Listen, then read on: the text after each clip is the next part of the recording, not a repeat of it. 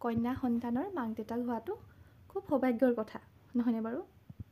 অকল কন্যা সন্তান বুলি নহয়, সন্তানৰ মাক দেউতাক হ'ব পৰাটো খুব সৌভাগ্যৰ কথা। কিন্তু জানেনে, এই কন্যা সন্তানৰ কাৰণে আমাৰ এই পৃথিৱীখনত ক'তো এনেকুৱা জেগা নাই য'ত নেকি আমাৰ কন্যা সন্তানবোৰ সুৰক্ষিত।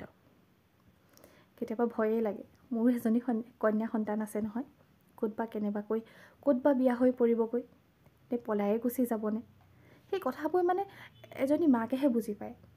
এই যেতিয়া নিজানত অকলশৰে ল'ৰা ছোৱালী স্কুললৈ গ'ল, মানুহজনো অফিচলৈ গুচি যোৱাৰ পিছত কেতিয়াবা মানে এনেই কিবা এটা মানে ভয় ভাৱ এটা সোমাই যায়, কি হ'ব।